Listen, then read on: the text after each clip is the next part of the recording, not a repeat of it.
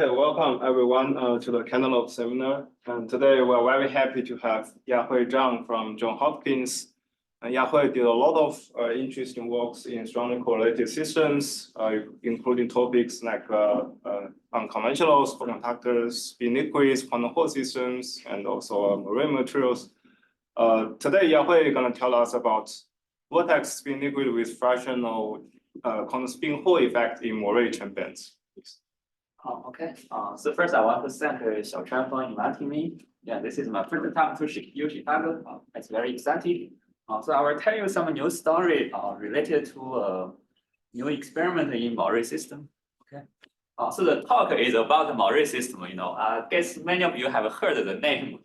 So the field started around 6 years ago when Pablo's group at MIT they twisted 2 layers of graphene with some small angle at 1.08 degree. Then they found this interesting diagram. Got an insulator and a certain filling, you dope it, you get superconductivity. So this is really a start of a new field. In the last 6 years, we have seen tremendous progress in this new platform to engineer and study strongly correlated systems. So twisted bilayer graphene turned out to be only the first example. There are many other moir systems.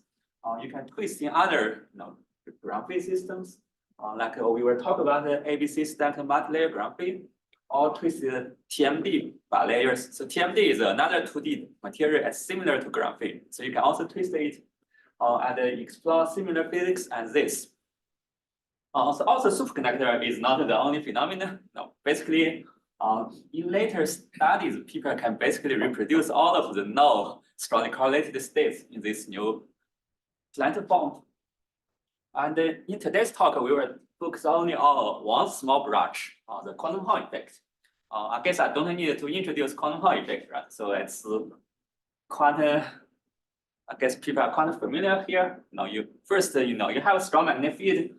You form London levels. When you fill the London level, you get the integer quantum Hall effect, and you go to fractional filling, you get the fractional quantum Hall effect. So this is the old story several decades ago.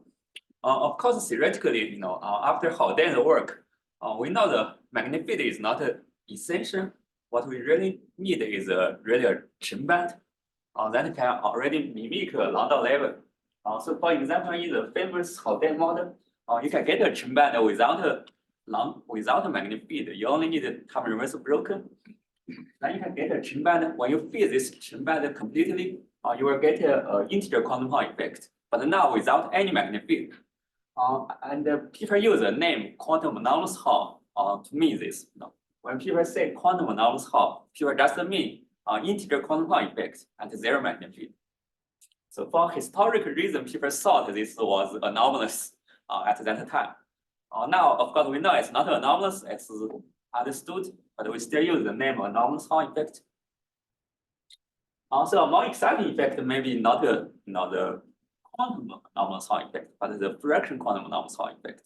So you can imagine, you have a Chern band, if it's flat enough, it's really like a London level, then you go to fractional filling, maybe you can realize, fraction quantum Hall effect at zero magnetic field. Then we have Anions fractionalization at zero magnetic field. That would be a much more exciting discovery. So theoretically, these are all very obvious, right? But experimentally, it's very hard to find a Chern band with a very narrow bandwidth. So the first experiment of quantum anomalous Hall effect at the integer filling was realized in 2013 at the surface of a 3-dimensional topological insulator. So strictly speaking, this is even not for 2-dimensional system. It's just a surface of 3D system. The 2-dimensional material it's even harder. So it really takes us a long time to realize the truly 2D quantum anomalous Hall effect and the fractional quantum anomalous Hall effect. And this was possible only in the moir system. So last year, in 2023, so fractional quantum anomalous Hall effect was finally realized in 2 different moir systems. I will introduce them. And after you have fractional quantum anomalous Hall effect, you can imagine another even more exciting state, fractional quantum spin Hall.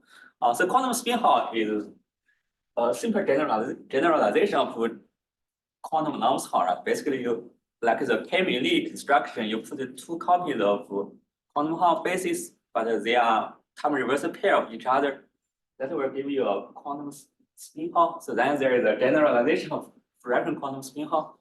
Also, recently there is an experimental suggestion that this even more exotic state was also observed just a few months ago by a different group.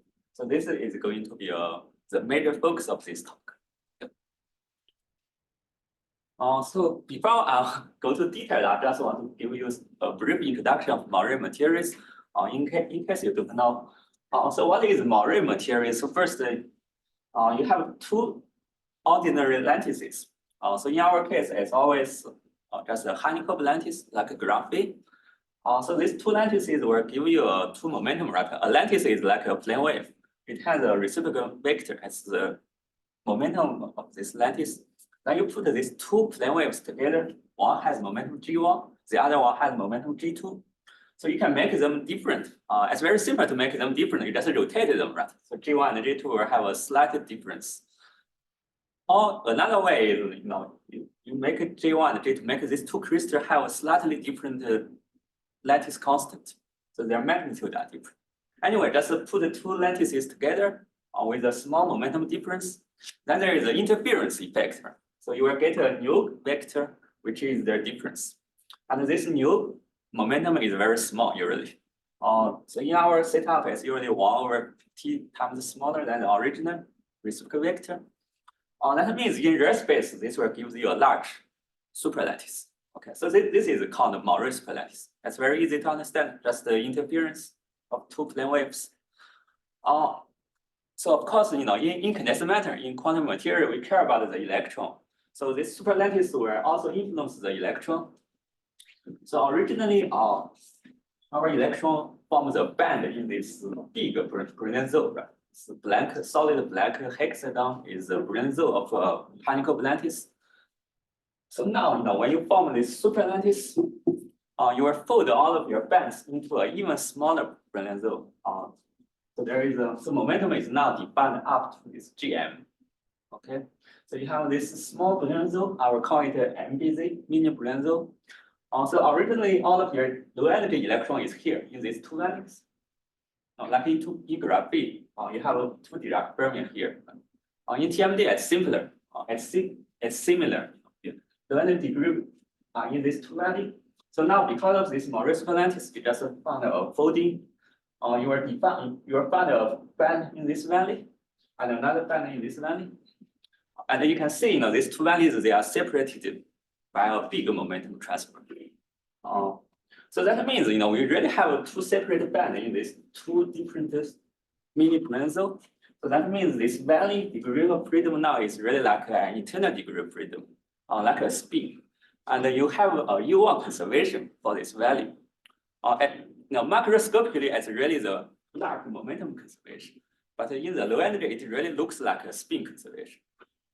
Just treat the valley as a pseudo spin. So you have a U1 valley conservation. Basically, the charge in each valley is conserved. Okay, so this is important. So the idea is in all of these moir materials is the same. You have one band in this valley, you have another band in this valley, and they are related because all of this system has a symmetry called the time reversal symmetry. And the time reversal symmetry always map this valley to the other valley. Okay, so when you calculate the band, you actually only need to calculate one band from one valley. The other band in the other valley is just automatically related by time reversal. So we all know, to get a non-zero Chern number, we need to break time reversal. But in this system, time reversal actually only constrains the relationship that the Chern number in this band is opposite to the Chern number in the other valley. So there is actually no constraint on the Chern number within each valley. So just from this relationship, you can see, you can actually get a non-zero Chern number for this band. Okay, just when you get a C non-zero Chern number here, the other value will be opposite. That's the only constraint. So this turned out to be possible. Actually, we have many examples.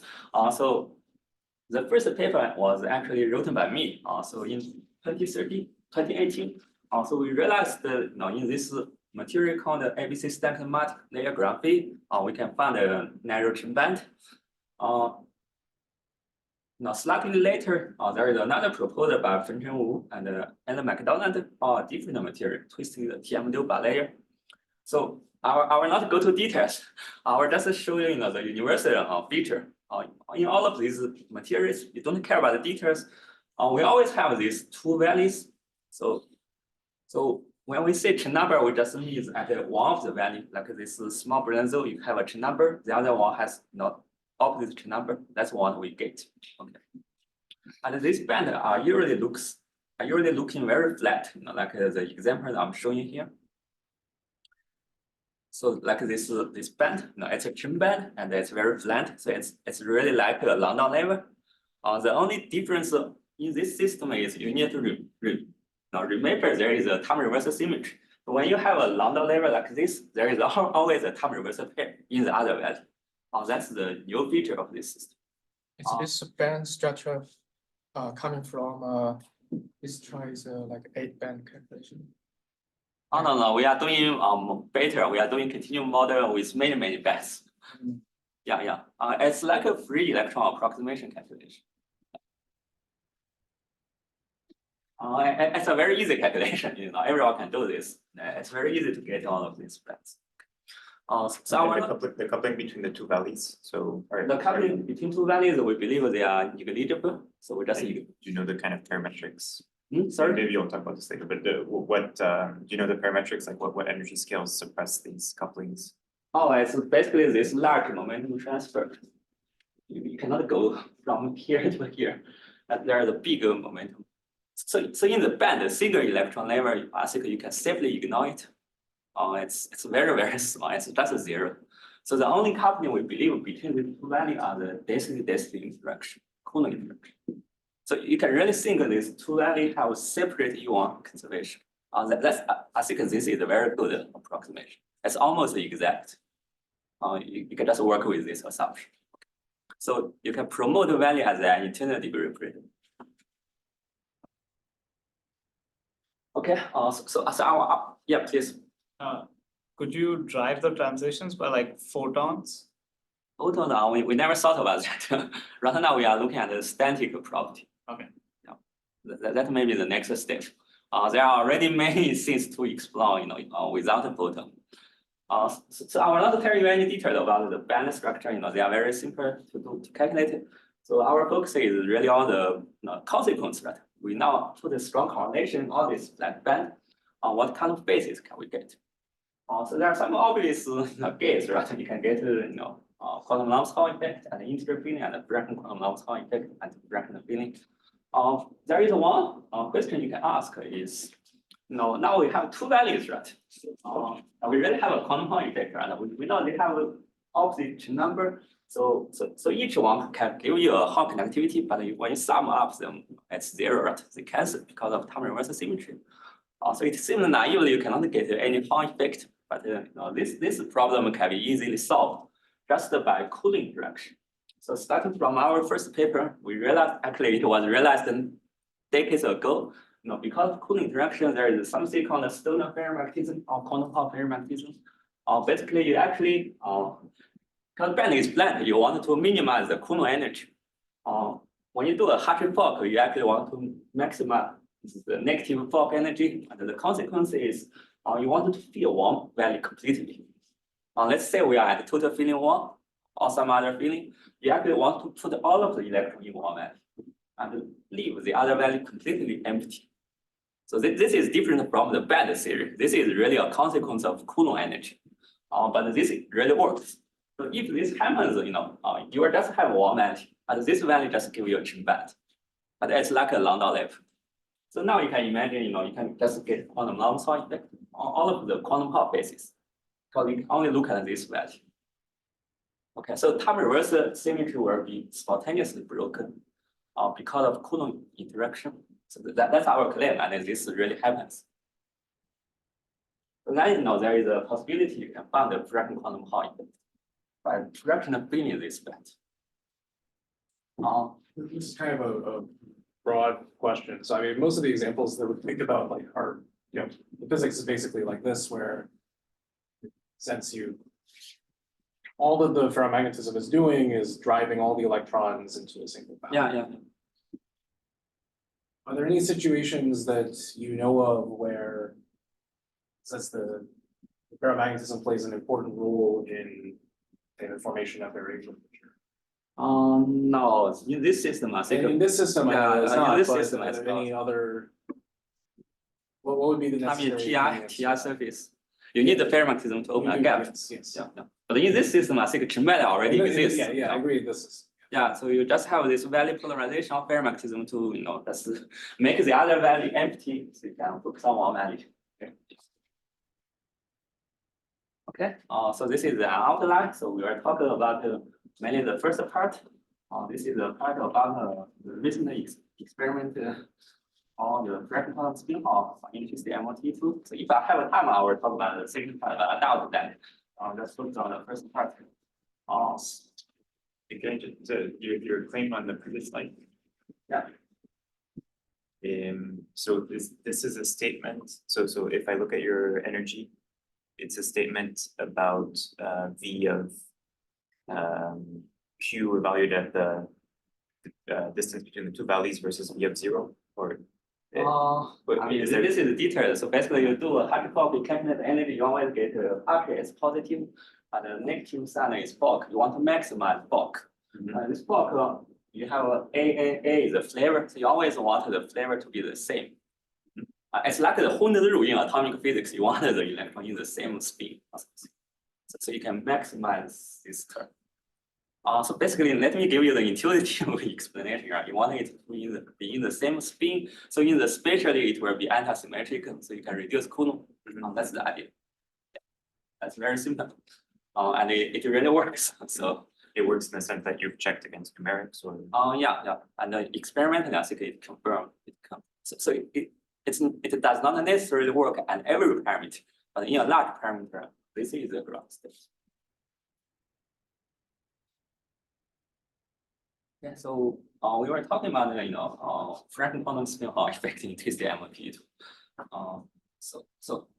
Before that, let me talk about the existing work in twisted MoTe too.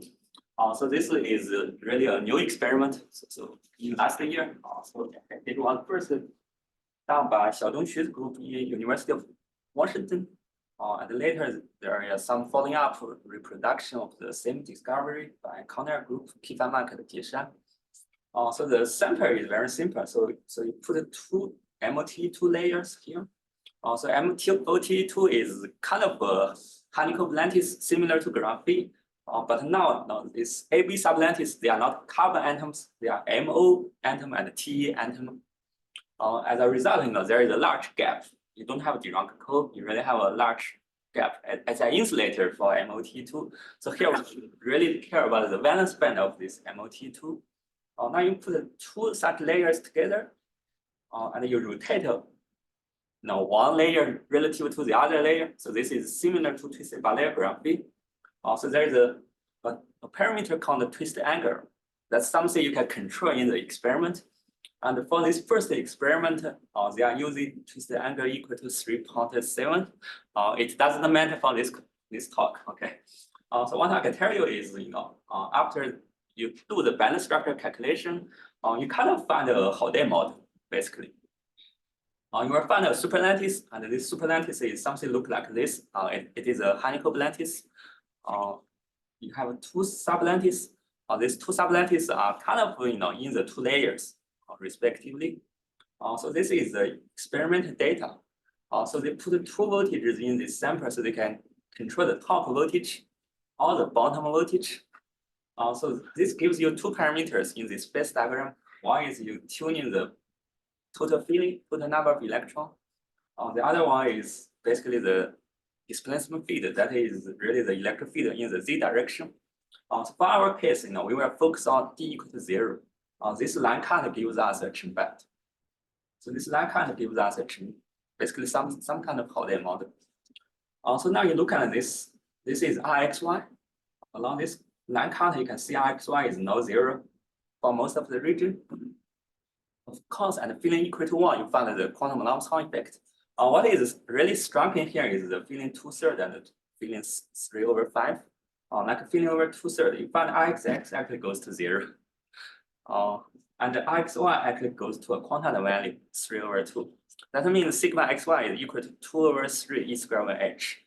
That's exactly what we expect about fractional quantum Hall effect. But here you find, it's at 0 magnitude. So you find two values, one at the positive value, the other one at negative value. That is because we have two values, right? Time reversal is spontaneously broken. So you need a magnitude to select one of these two degenerate states. Anyway, all of these are just what we expect from fractional quantum Hall effect, and they claim they found it. So how do we explain it theoretically? It's very simple. So in this paper, many years ago, they already calculated the band structure, and they already found that there is a Chern band, on top. So basically, what experiment done is just the fractional field this Chern band. And this Chern band is really like a London level, so people made more analysis. So basically, what they found here, I believe it's kind of London level physics at 0 magnitude. So there are some questions about the, which twist angle. For example, in this theory, it's a smaller twist angle. In the experiment, it's 3.7 degree. To explain this, you really need to do some DFT calculation to fit some parameters. Those are details. If you don't care about the details, you only ask, the universal physics. I personally don't really think there is universal physics, new universal physics, right? I think the universal physics is just the old story of quantum Hall. Okay. People also did ED, they found FCR, composite Fermi liquid and half filling. It's just like a low sort of London level. So then the question is, can we find a new physics, right? As a series, what can we do? The experiment is so exciting. Is there any new physics we can study theoretically? A comment on the DFT. I mean, one place where the DFT does seem to enter is this analogy with the Landau level. Yeah. The different choices of the DFT parameters for Yeah, MoTe to give you different levels of quote unquote idealness for the, i.e. resemblance to the Landau level. So I think it is, DFT here is details, but I think there's an interesting question here of like, to what extent do we define these bands as resembling Landau? Okay, so I don't know. That was more a comment than a question. Yeah, I understand. Yeah, but no, I mean, from ED, I think it basically looks like From ED, there's a 0 difference. Yeah, that's true. It basically looks like a London level physics. So anyway, so I will not talk about fractional quantum Hall anyway. So I'm asking, what kind of new physics can we explore theoretically? If you asked me this question last year, I don't know how to answer you, but now, because of the recent experiment, I think there are some new physics we can do. So this is another experiment just within 1 month ago. It's the same experiment, but now the difference is the twist angle is 2 degrees. So it turns out the physics is different just because of this parameter. So in this case, they are studying the same phase diagram, the total filling and the displacement feed. Again, we will focus on this displacement feed equal to 0. Okay. And then they make the line cut here. This is x-axis is the filling, y-axis is x and xy.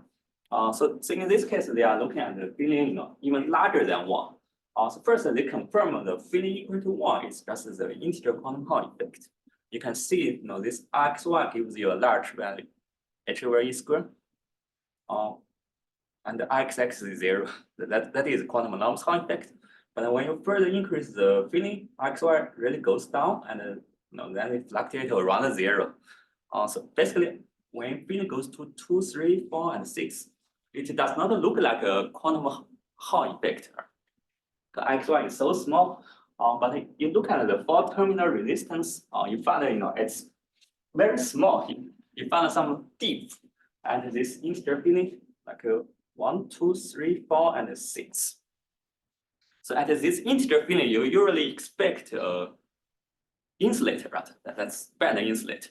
But the question is, usually when you have an insulator, the Ix should go to infinite, but here it goes to 0. It seems to go to 0. So we know this can happen for quantum Hall. quantum Hall phase, right? Ix goes to 0, although it's an insulator. This is because it has some edge mode. But here, XY is 0. So you ask, what kind of topological insulator we can have, without XY? It turns out there is another insulator which can satisfy this 0XX. That is a quantum spin Hall insulator. Basically, you put two quantum Hall phases together. They have opposite Hall connectivity. They cancel each other. So you don't have a net Hall effect. But you still have edge mode, but just the edge mode is counter-propagating. This can still explain this result.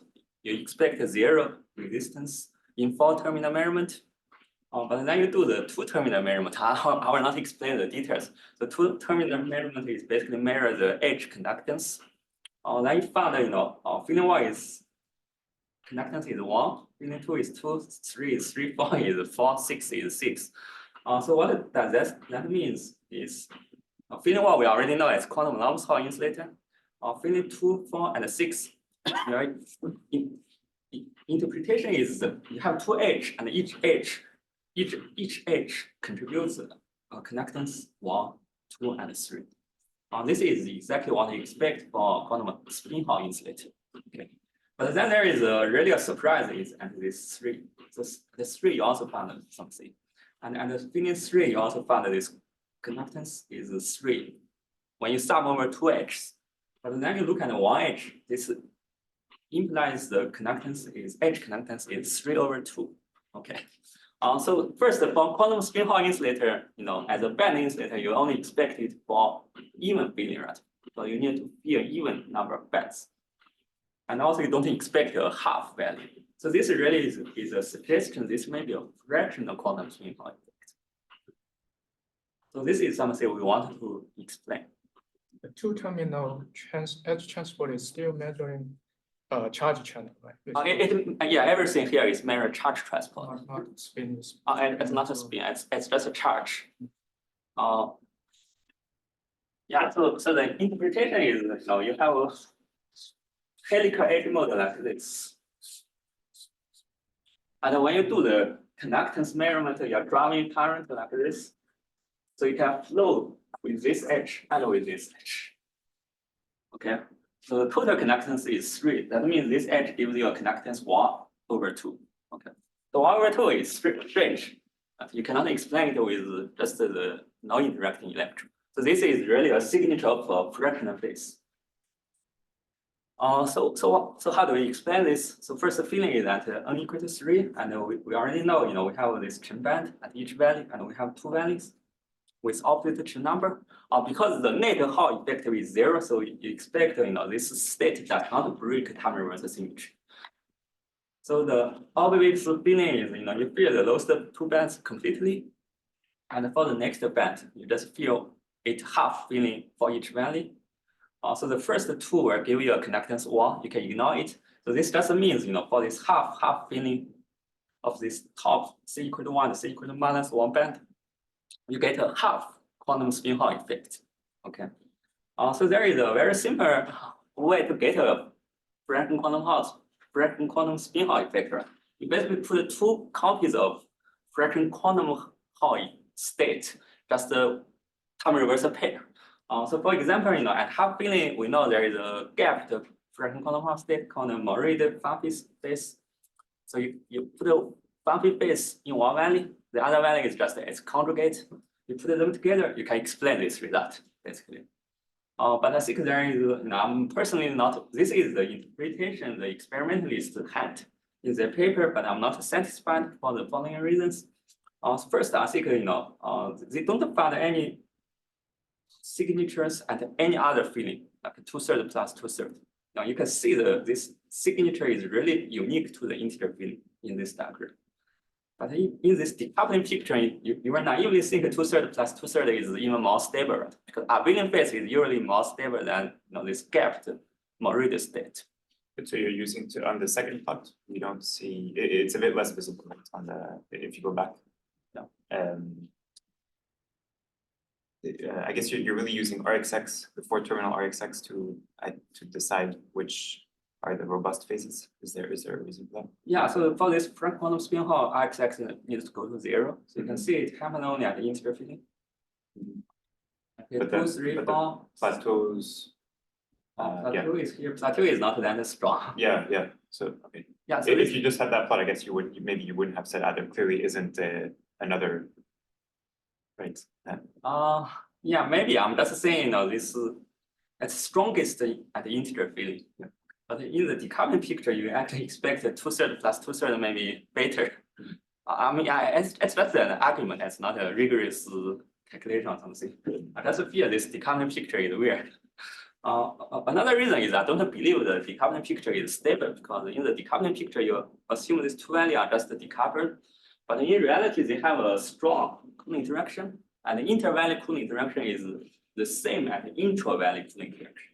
Okay, so in the decoupling picture, you basically don't care about the inter-valley repulsion, so I think it's energetically bad.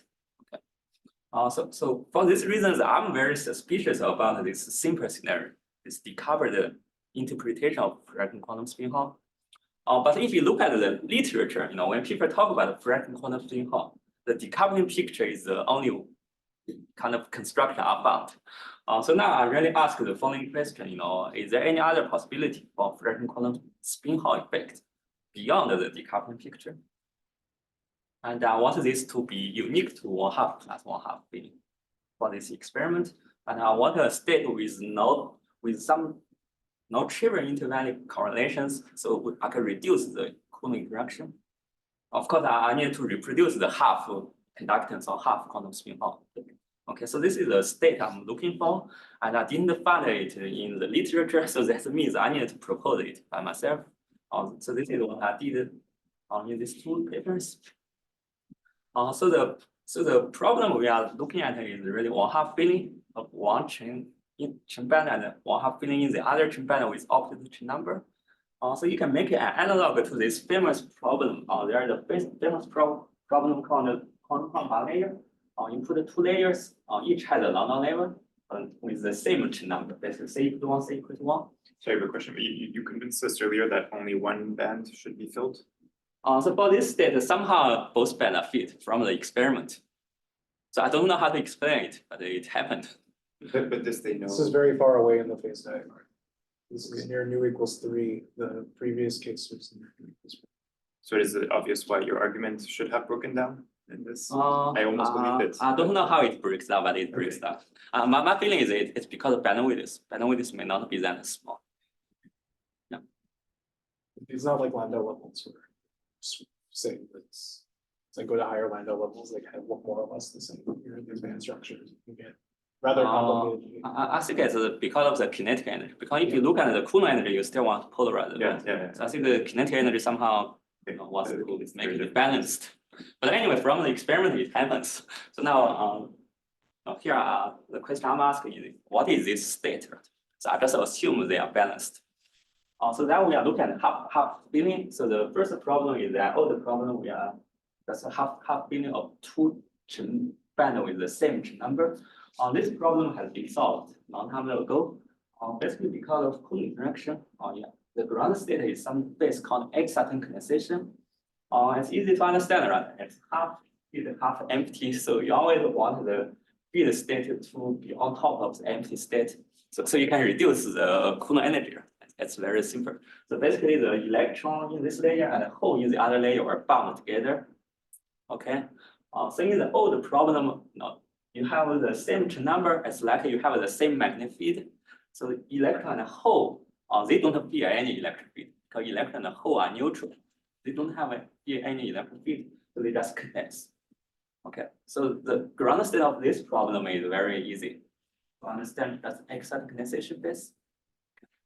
What we are looking for is really a new problem. We can also think about it in terms of bilayer. We have 2 spins, right? Or 2 values.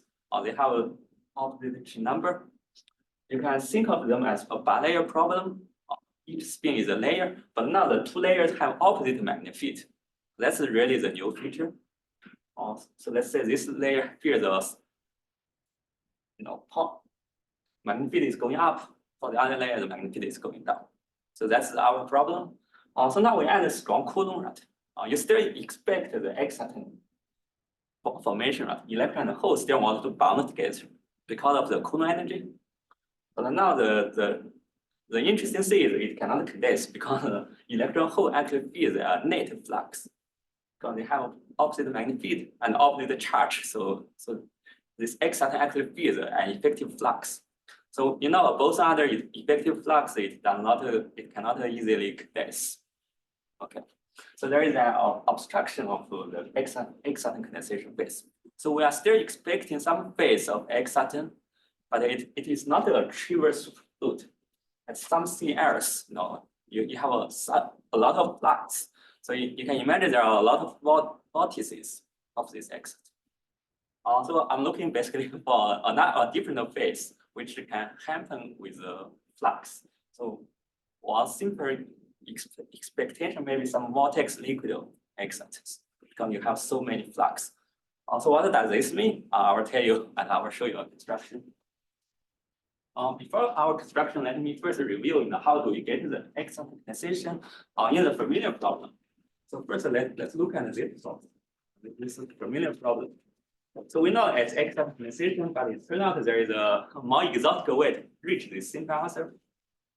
So you don't need to look at the electron because this is a quantum Hall problem.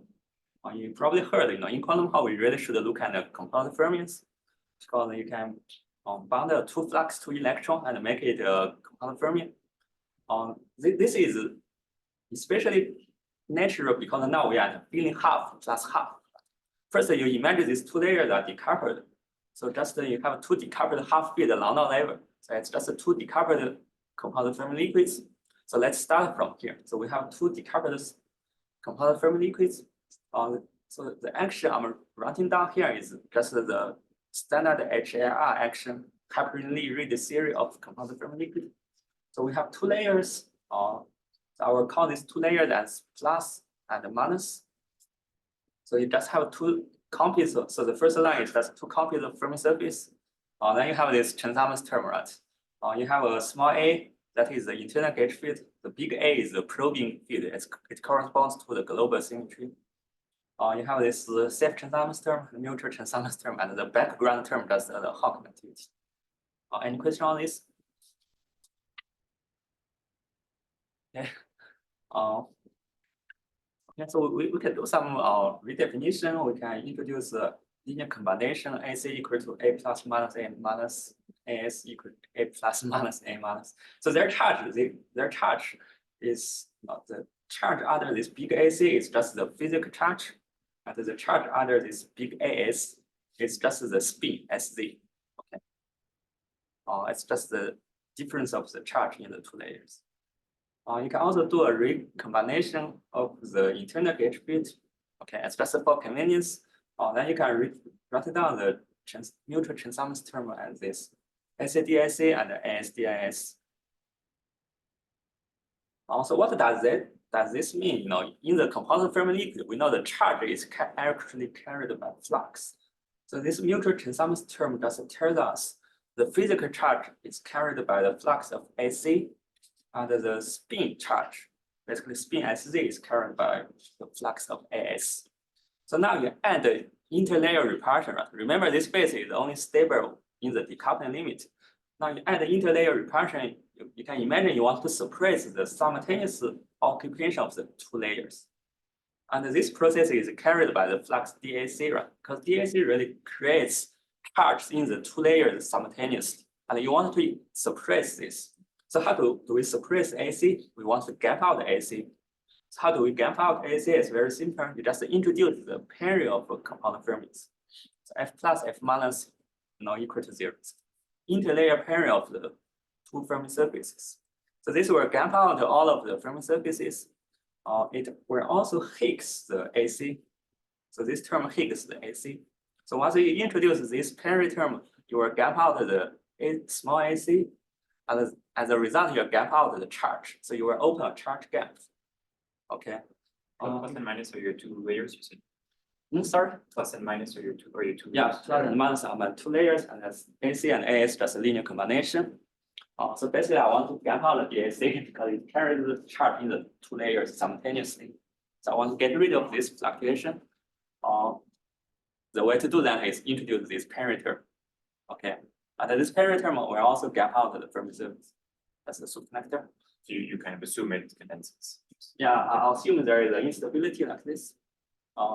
You can show it in more rigorously, but this is what is happening.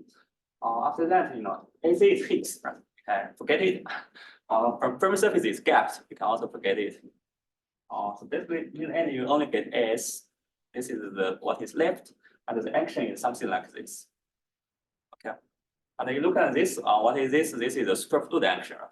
Because of the boson vortex duality, this says this gapless AS speed is really a Goldstone model of charge the other big AS. So that is really exciton condensation because AS is exciton is charged the other big AS. So this really describes the exciton superfluid. This is exactly the ground state we expect here. Okay. I'm just derive it with a very exotic language. You may think it is not very necessary, but this language is very useful for to attack this new problem. This is our problem. Now we consider this new bilayer, but with Chern number 1 and -1. Okay, so now the two layers have opposite Chern numbers. We will do the same approach. We still start from the decoupling limit. We have two half-feet London level, but now they have the opposite chiralities. That's the difference. We use the same action here, right? Plus and minus are the two layers. Big A is the probing field, small a is the internal field. Now the difference is here. You can see there is a minus sign here. Because plus and minus, they have opposite chirality. There is a minus sign here. There is a minus sign here. That's the difference. Okay. Of course, there is also minus sign here. So this minus sign turns out to change everything. We can still do the same linear combination as before. But now the mutual transformance term will look like a big AC, D, small as, and a big as, small dac. Okay. Compared to the before, this is the one we made before. And this is the new one. Okay, so you can see the small as and the small ac are exchanged. So now we still want to suppress the simultaneous occupation of the two layers. That's the Coulomb energy. So now this process is carried by small DAS, not the DAC. Okay. So now we really want to suppress the fluctuation from AS. So how do we suppress fluctuation of AS? You cannot use pairing of compound fermions, right? That one Higgs AC. Instead, if you want to gap out AS, you should introduce another term. Actually, exciton pair of the two Fermis. This is F dagger F. Okay. So this term will actually Higgs AS, so it can suppress this process. So our ideal, this is one of the instability we have in this new situation. And this one is very different. What is the difference? So one of the gate field is still Higgs, the other one is a lab. This one is the same. Just this time, what is allowed is AC, but there is a big difference on this term. It cannot gap out the Fermi surface. So this is just the exciton. This is just a hybridization term. It just splits these two dispersions. Okay. So after you add this term, you still have a Fermi surface. You can never gap out the Fermi surface. So technically, this is actually what we mean by exciton condensation is obstructed. We had an argument that exciton condensation cannot happen. So it turns out that if you gap out the Fermi surface, you will have exciton condensation. But technically, in this problem, you cannot gap out exciton condensation because you cannot gap out the Fermi surface because from this term. So as a result, the final action is the following. So still, your Higgs AS and AC is left. So I will just call A instead of AC for simplicity. You will get this term, neutral transformance term, and some background transformance term. But now the difference is here, you still have a Fermi surface covered to this. And this part you cannot get rid of. You cannot gap out of the Fermi surface. So this is really the new situation because we cannot get exciton condensation. So what we get is this new phase. So this is the action. So we have a Fermi coupled to an internal gauge bit without a self-transformance term, but with a mutual transformance term. So first, let's ignore this background transformance term. Okay, let's look at this first two term. I think people here may found some similarity to Song's Dirac theory of CFM. Okay. You have a Fermi surface coupled to small a plus just a mutual transformance term. The only difference is now this mutual transformance term is coupled to big AS, not big AC.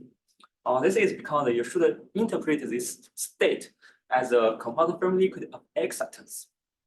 Okay, because electron is gapped, charge is gapped. We only have exciton left in the low energy, and because exciton feels a lot of flux, so we can have this composite Fermi liquid of excitons.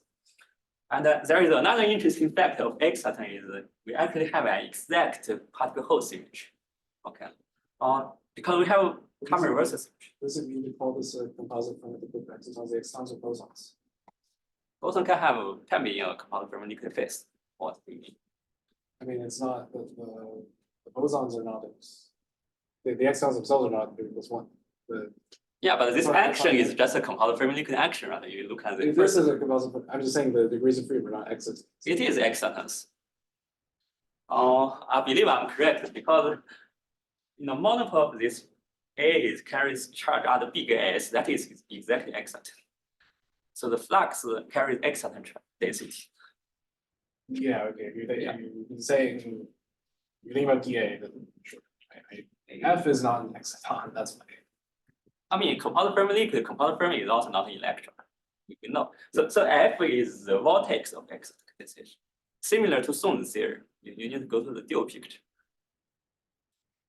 You can talk about this later. Yeah. I mean, first let me explain why we have a safe transformance term, right? There is a big debate about HRI and Song's theory. In our case, it turns out the exciton has a particle Hall symmetry. It's really the macroscopic time reverse symmetry. But you look at the exciton is this guy. It's like a Stanger operator, Magna operator.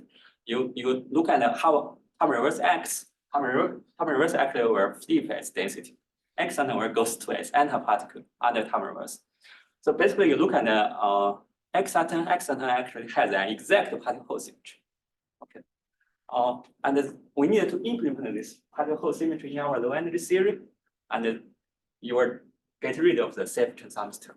So you will get some action very similar to Song's theory. The only difference is here you have an ordinary dispersion, not the Dirac Fermi. And we also understand why is that because this particle Hall square is equal to 1 for exciton.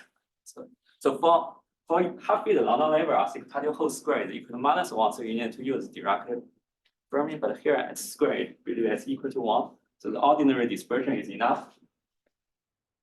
Anyways, so this is a connection to the old half-field London level. So this state is actually, yeah. Yes. So this is gapless, so I guess it's very different than what they had proposed in the experimental paper. Yeah. This is a gapless space. Yeah, is there any hint from experiments whether it's gapped or gapless? Is there thermal transport? Not so far. I'll explain why. I'll show you, from the data they have now, they cannot exclude this.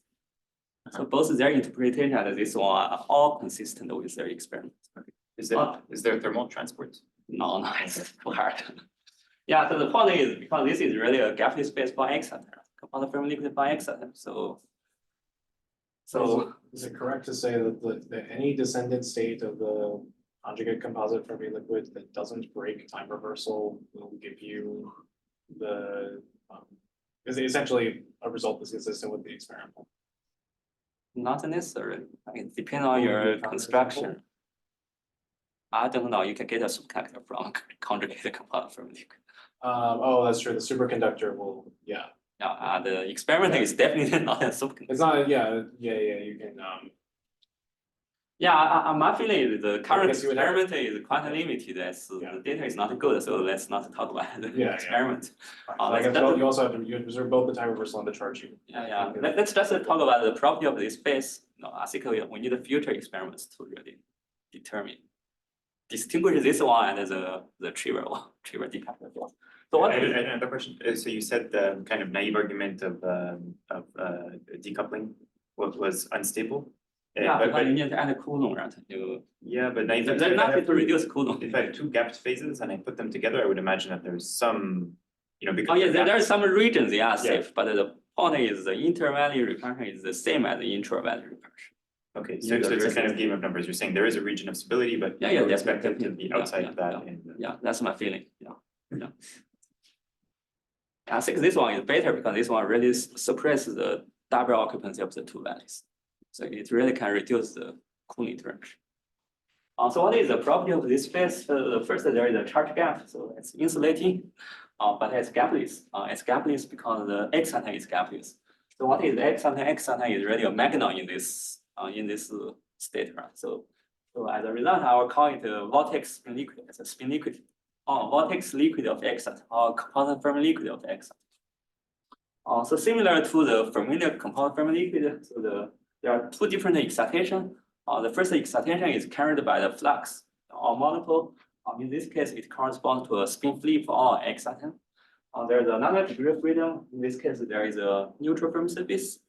So they really represent the vortices of the exciton supergroup.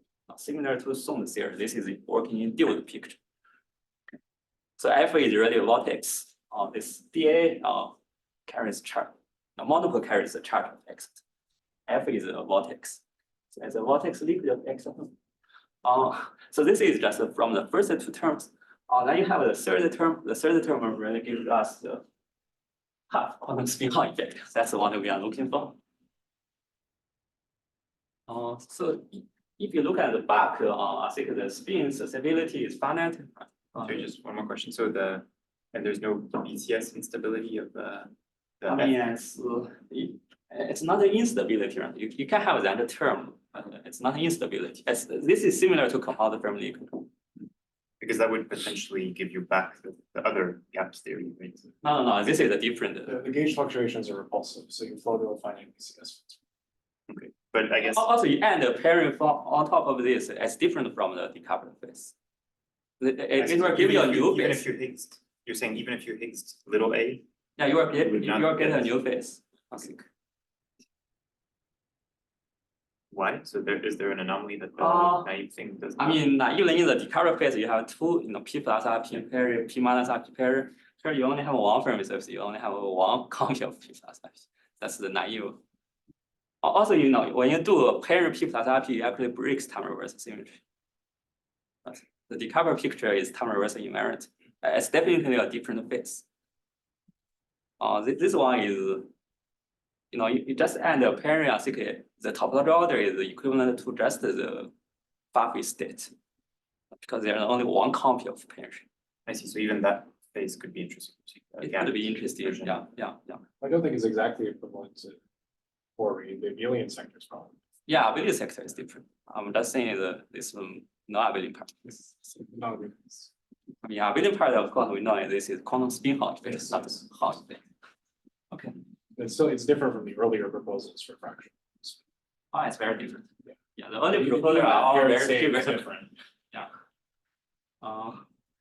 Yeah, so what is the property? We know safe pair is compressible, right? But here it's a safe pair of excitons. It's really compressibility of exciton.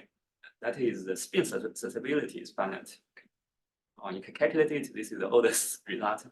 Also, the spin transport is kind of metallic, but it's very different from the Eurometer. Because the spin conductivity is actually inverse to the conductivity of the fermion. This is the vortex because of this. As a result, resistivity of the spin is really inverse to the resistivity of Fermi. And for Fermi rho F, we know it increases with temperature. So that means the spin transport actually decreases with temperature, the resistivity. It's not a matter. It's compressible, but it's not like a matter. So it's kind of weird. I'm not sure this can be tested in experiment because you really need to measure the spin transport. Spin transport corresponds to this counterflow.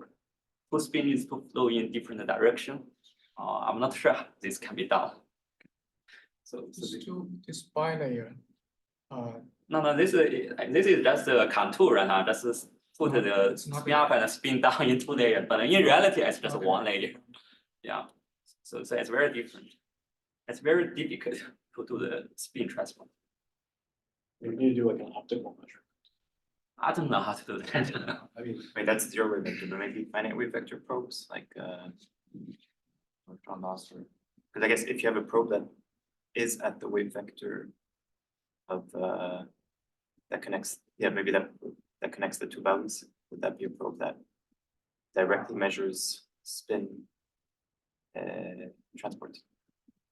Yeah, optical is hard. They can give you some imbalance of valley. Anyway, it's hard. Optical is zero wave vector, so that probably doesn't. yeah, optical will, because you can do circularly polarized lights. That would be second.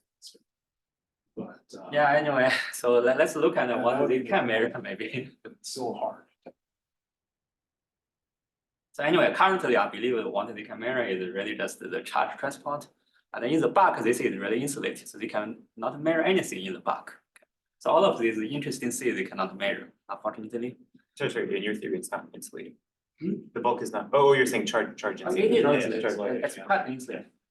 It's a spin transport is interesting, but they cannot access.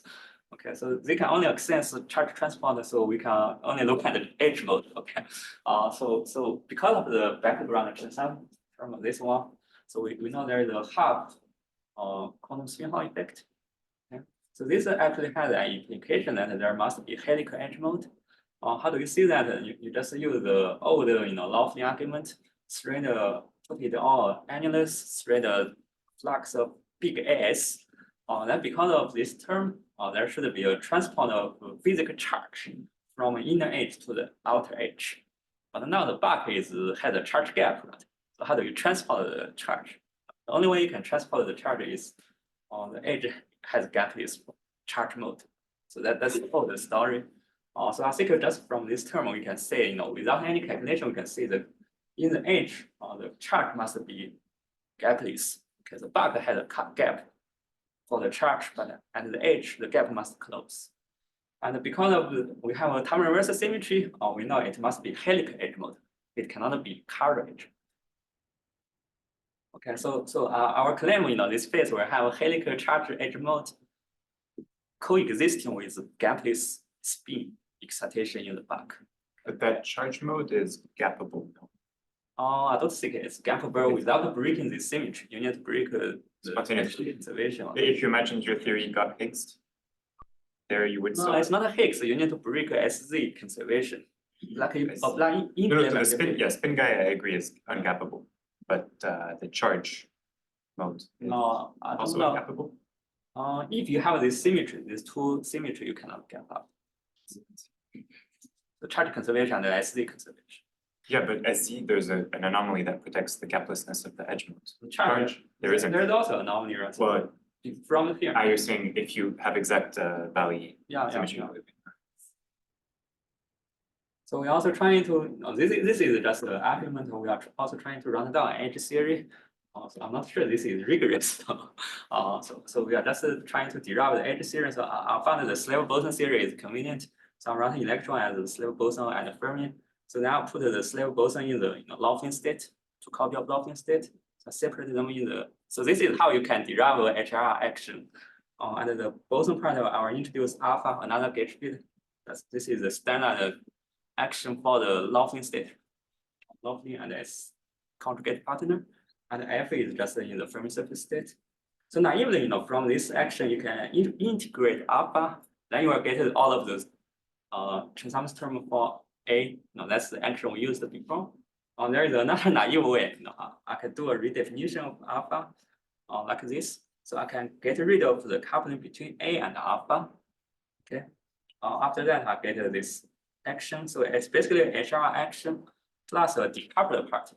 This decoupled part is really like a trivial fractional quantum spin Hall of both copy of both Lofting state.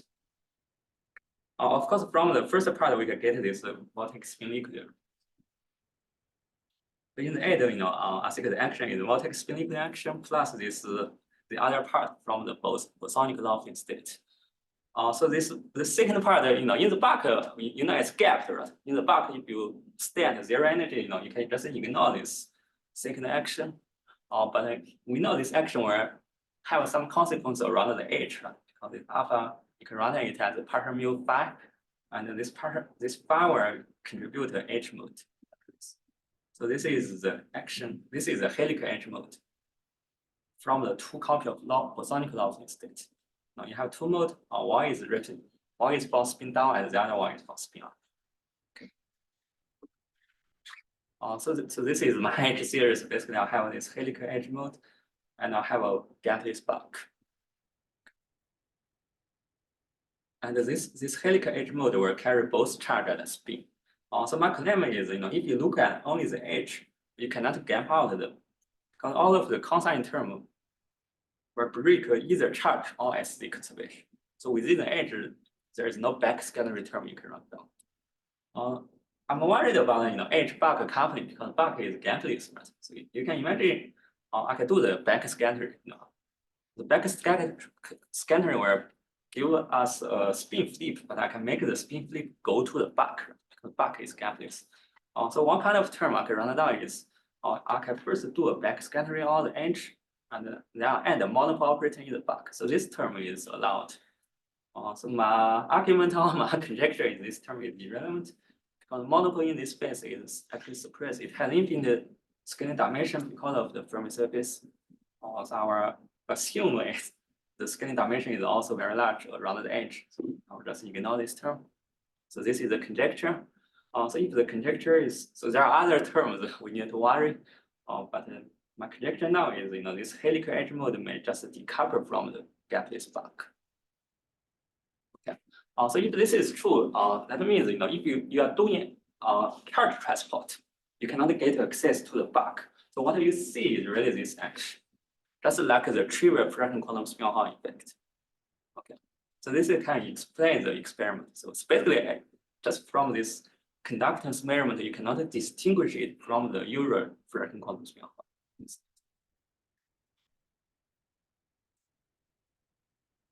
Okay, so this is my end. Okay, yeah, please. Is there a way to write down just a theory of the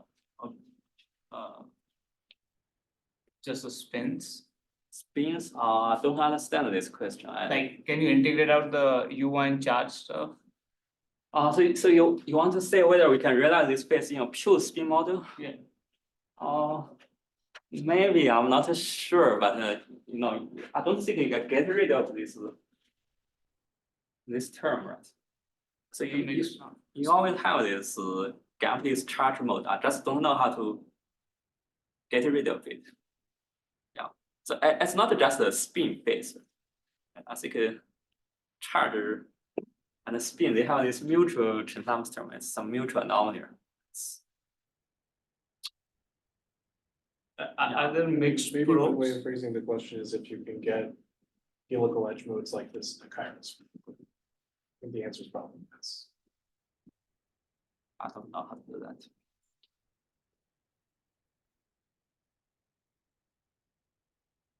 Yeah, I think the question is whether I can just break the U1C charge conservation and still get a similar phase. I feel it may be possible, but I don't know how to construct it. Yeah. Is there a measurement that's sensitive to the coefficient of this mixed anomaly term? Oh yeah. It's just a conductance. Basically it gives you the charge spin Hall conductance, and this one can be measured by the H conductance. That's this one. This two-terminal measurement. You find the H conductance. So for our case, it gives you actually 1/2. So the experiment actually tells you this is 1/2. So coefficient can be measured. I think it's just the spin Hall, quantum spin Hall conductivity.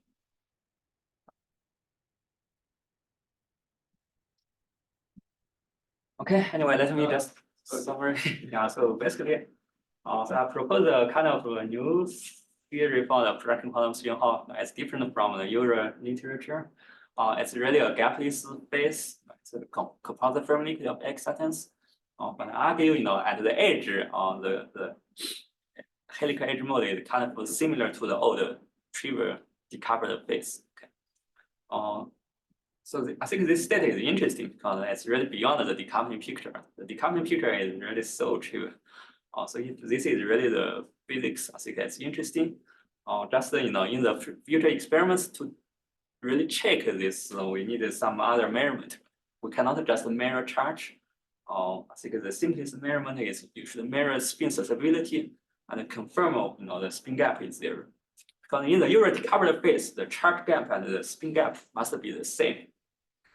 And in this new phase, charge gap is finite, the spin gap is 0. So I think this feature can be tested. You don't need to do spin transport. You can only measure spin susceptibility. This is, I think is doable. So hopefully we'll hear some experimental data soon. So that's the end. Thank you very much.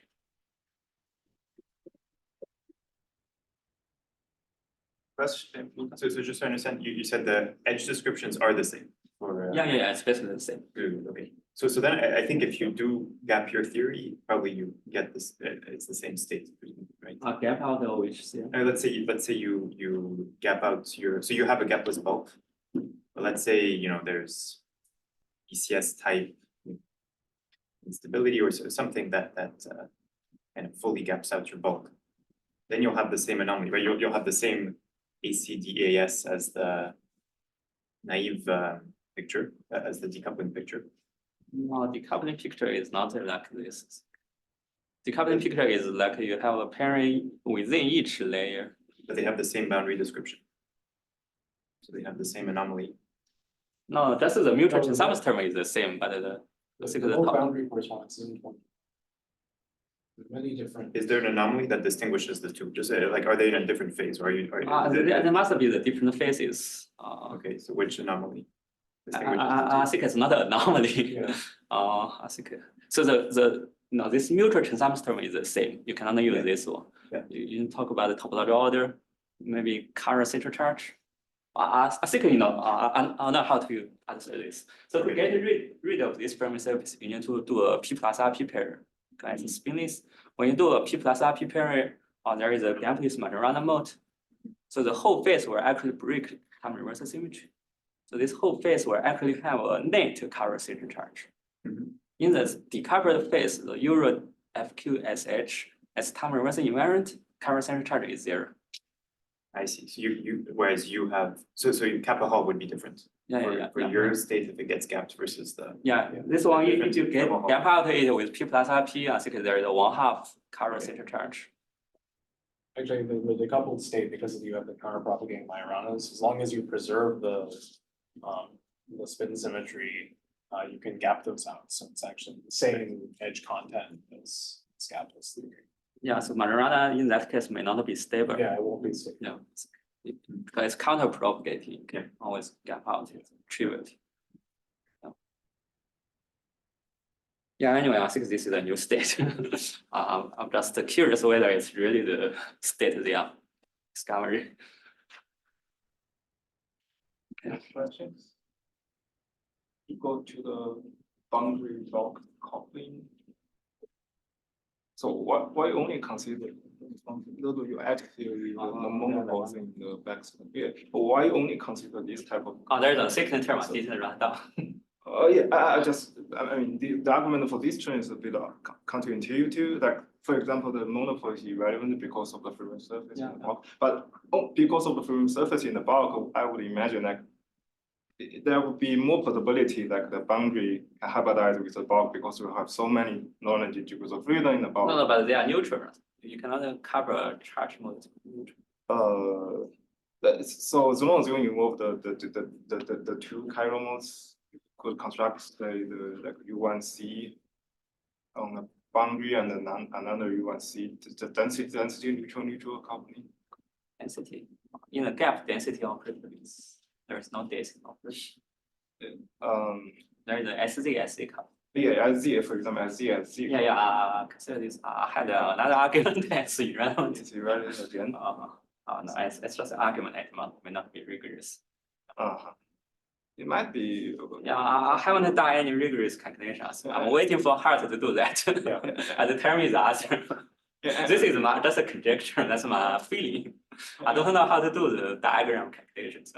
Just in terms of the boundary, I also would imagine the gapless, for example, the SZ would generate a lot of non-local terms for the boundary theory. What kind of anomalous?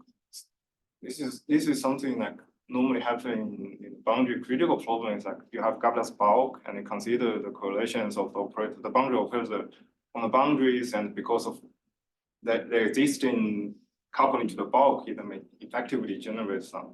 Yeah, so I had the argument as irrelevant. There are, So I was worried about this, but I think there is probably an extraordinary log type situation here, but probably. It's more I than mean, that. his argument is valid far away from the extraordinary log position. But The extraordinary log case, you have CFT in the bulk, but this case is more gapless. yeah, but still Even you have long- boundary range. criticality. Right, Yeah, because, yeah. you know, this, It's probably some power law thing. yeah, so the excitonic transition. Could be continuous if you believe this paper that I wrote that might be wrong. no, we are far from the critical. You're far from criticality, so you don't have to worry about that. Near criticality, though, there might be some interesting boundary. Like there could be some strong coupling effects. Anyway, I can tell you my argument later. Okay. That is irrelevant, but I'm still waiting for her to solve this problem. This is on my list of things. Yeah. I'm not the correct person to do this calculation. Yeah. Yeah, any other question? If not, let's thank Yahui again. Yeah, thank you.